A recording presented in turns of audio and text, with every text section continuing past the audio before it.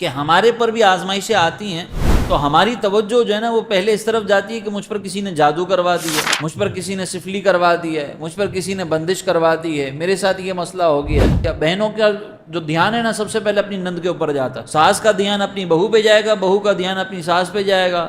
اور اس سلسلے میں آج انشاءاللہ ہم جس پہلی آیت پر گفتگو کریں گے وہ سورہ انبیاء کی آیت نمبر 83 ہے، جس میں اللہ رب العزت نے حضرت ایوب علیہ السلام کی آزمائش کا تذکرہ فرمایا اور ارشاد فرمایا کہ وَأَيُّوبُ إِذْ نَادَى رَبَّهُ،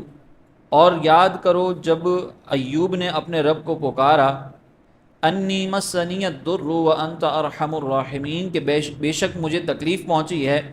اور تو سب رحم کرنے والوں سے بڑھ کر رحم کرنے والا ہے۔ یہاں حضرت ایوب علیہ السلام جو اللہ تبارک و تعالیٰ کے نبی ہیں، ان کے متعلق ذکر کیا گیا اور یہ حضرت اسحاق علیہ السلام کی اولادوں میں آتے ہیں۔ ہمارے یہاں پر ان کے متعلق بڑی عجیب و غریب قسم کی روایات مشہور ہیں کہ معاذ اللہ ان کو جب زخم ہوا تو ان کے زخم میں معاذ اللہ کیڑے پڑ گئے اور پھر اس طرح کے معاملات۔ تو پہلی چیز ایک تو یہ ذہن میں رکھے گا، ان کے اوپر آزمائش آئی تھی، وہ کیا آزمائش تھی وہ انشاءاللہ میں آگے ذکر کرتا ہوں۔ لیکن انبیاء علیہم السلام کے بارے میں کوئی بھی ایسا عقیدہ، کوئی بھی ایسا نظریہ کہ جو ان کی عظمت و شان کے مخالف ہو وہ درست نہیں ہے، اور ایسی روایات جو آپ کی اس طرح کی بیماریوں کے حوالے سے ہیں یہ بھی قابل رد ہیں اور ان کا بھی کوئی حقیقت سے تعلق نہیں ہے، کیونکہ انبیاء علیہم السلام کی ذات اور آپ کی شان ہی ہوتی ہے کہ آپ کو ایسی کوئی بیماری لگ ہی نہیں سکتی کہ جس کی وجہ سے عام لوگ جو ہے وہ متنفر ہو کر آپ سے دور ہو جائیں۔ تو یہ معاذ اللہ یہ جو روایات آتی ہیں کہ وہ کیڑا جو ہے وہ گر گیا تھا تو آپ نے اٹھا کر اس کو واپس اپنے زخم میں رکھ دیا تاکہ اس کی تو غذا اس کو ملتی رہے، یہ سب جھوٹی روایات ہیں، اس کا حقیقت سے کوئی تعلق نہیں ہے، یہ صرف ہمارے یہاں پر بنی ہوئی ہیں، کیونکہ یہ ہو ہی نہیں سکتا کہ اللہ تعالیٰ اپنے نبیوں کو اس طرح کی کوئی قابل نفرت بیماری کے اندر مبتلا فرمائے۔ البتہ آپ پر آزمائشیں آئی تھیں اور وہ آزمائش یہ تھی کہ آپ کو اللہ تبارک و تعالیٰ نے کافی ساری اولادوں سے نوازا، پھر اسی طریقے سے آپ کو مال مویشی بہت زیادہ دیے گئے، آپ کے مکانات کافی سارے تھے۔ تو ایسا ہوا کہ ایک آفت کی بنیاد پر آپ کا مکان جو ہے وہ گرا جس کی وجہ سے آپ کی جتنی بھی اولاد تھی وہ سب اس مکان کے گرنے کی وجہ سے اس میں دب کر ہلاک ہو گئی، وہ سب کے سب جو ہے وہ اس میں شہید ہو گئے۔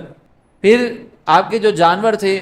ان پر بھی ہلاکت طاری ہو گئی، اور جب یہ آپ کے ساتھ اس طرح کی آزمائش آئی تو آپ کی زبان سے ایک جملہ نکلا الحمدللہ، آپ نے اس وقت اللہ کا شکر ادا کیا۔ پھر کچھ عرصے کے بعد آپ بیماری میں مبتلا ہوئے، اور وہ بیماری یہ تھی کہ آپ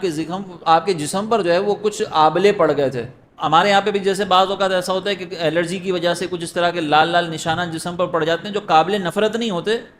اور وہ تھوڑا سا تکلیف دہ ہوتے ہیں۔ تو اس طرح کے آپ کو معاملات ہو گئے تھے کہ جس کی وجہ سے آپ کے پورے جسم پر اس طرح کے نشانات تھے۔ تو اس آزمائش کی وجہ سے آپ کی زوجہ کے علاوہ اور کچھ آپ کے قریبی رفقا تھے ان کے علاوہ اکثر آپ کی قوم جو ہے وہ آپ کو چھوڑ کر چلی گئی تھی، آپ کو تنہا چھوڑ دیا گیا تھا۔ تو جب یہ آزمائش آپ پر آئی اور ایک طویل عرصے تک آپ اس آزمائش میں مبتلا رہے، تو اس آزمائش کے آنے کے بعد آپ نے یہ دعا کی کہ اے اللہ مجھے تکلیف پہنچی ہے اور تو سب سے بڑھ کر رحم فرمانے والا ہے۔ تو یہاں سے پہلی ایک بات تو یہ معلوم ہوئی کہ اگر آپ پر کوئی آزمائش ہے اور اس آزمائش کو آپ لوگوں کے سامنے بیان کرنے کی بجائے اللہ کی بارگاہ میں اگر ذکر کرتے ہیں تو یہ صبر کے خلاف نہیں ہے، یہ شکوہ شکایت نہیں ہے، یہ تو اللہ سے عرض و گزارش کرنا ہے۔ ہاں اگر آپ کے پاس آزمائش آئی اور آپ اللہ کے علاوہ ہر ایک کے سامنے جا کے گا رہے ہیں کہ یار میرے ساتھ یہ مسئلہ ہو گیا، میرے ساتھ یہ مصیبت ہو گئی، میرے ساتھ یہ پریشانی ہو گئی، تو یہ ہے شکوہ شکایت، یہ ہے بے صبری کا اظہار، کیونکہ آپ ان لوگوں کے سامنے ذکر کر رہے ہیں جو کچھ کر ہی نہیں سکتے۔ اور دوسری بات یہ کہ ہمارے پر بھی آزمائشیں آتی ہیں تو ہماری توجہ جو ہے نا وہ پہلے اس طرف جاتی ہے کہ مجھ پر کسی نے جادو کروا دی ہے، مجھ پر کسی نے سفلی کروا دی ہے، مجھ پر کسی نے بندش کروا دی ہے، میرے ساتھ یہ مسئلہ ہو گیا ہے۔ تو جادو کروا دینا، نظر لگ جانا، اس کا انکار نہیں ہے کہ یہ تو شرع سے ثابت ہے، جادو کی بھی حقیقت موجود ہے، نظر لگنے کی بھی حقیقت موجود ہے، لیکن آپ کی توجہ پہلے اس جانب جانے کے بعد کسی عامل کو تلاش کرنا شروع کر دے اور اللہ تعالیٰ کی طرف توجہ بالکل بھی نہ جائے کہ وہ اس کی طرف سے بھی آزمائش ہوتی ہے میں صبر کر کے دکھاؤں، اور اس طرف توجہ ہی نہ جائے، تو یہ قابل تشویش بات ہے کہ آپ آزمائش میں اللہ تبارک و تعالیٰ کے علاوہ دوسرے عاملین کے پاس جا رہے ہیں، لیکن اللہ کی طرف دعا کرنے کی طرف آپ کی توجہ ہی نہیں ہے۔ اور اگر ایک عامل آپ کو کوئی وظیفہ دیتا ہے، وہ اگر آپ کو یہ کہہ دیتا ہے کہ جا کر ایک مرغی ذبح کر لو،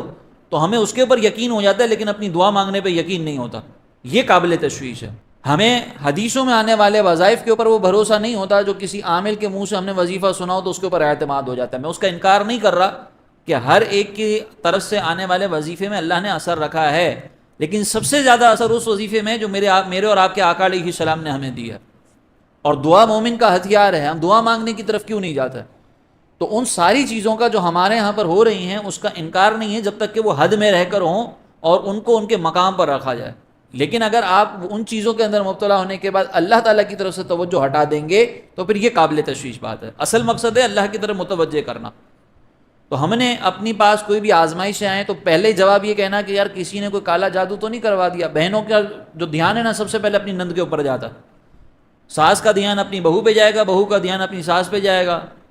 بھابھیوں کا دھیان نندوں پہ جائے گا، نندوں کا دھیان بھابھیوں پہ جائے گا کہ انہوں نے آپس میں میرے اوپر کالا جادو کروا دیا. تو یہ جو ہمارے یہاں پر اچھا دکان چل رہی ہوگی تو برابر والے دکان کے اوپر جو ہے نا وہ فوراً ہماری توجہ چلی جائے گی، ہمارے کمپٹیٹر کے اوپر ہماری توجہ چلی جائے گی کہ اس نے کوئی کالا جادو کروا دیا ہوگا، اس نے کوئی نظر لگا دی ہوگی، اس نے کوئی معاملہ کر دیا ہوگا. اصل توجہ اللہ تعالیٰ کی جانب جانی چاہیے. تو یہ یہاں پر ہمارے لیے ایک بہت درس موجود ہے. حضرت ایوب علیہ السلام نے اپنی آزمائشوں پر ایک تو صبر کیا، صبر کرنے کے بعد پھر آپ نے اپنی توجہ جو ہے وہ کامل طور پر اللہ تعالیٰ کی جانب کی اور اس کی بارگاہ میں اپنے عرض و گزارش کی. اگر یہ ہمارے ساتھ ہوتا کہ گھر بھی ہمارا ٹوٹ گیا، بچے بھی شہید ہو گئے، گھر والے بھی شہید ہو گئے، مال بھی لوٹ گیا، تو ہماری کیا کیفیت ہوتی ہے اس کو ہم سب جانتے ہیں. تو اس سے ہمیں درس حاصل کرنا چاہیے.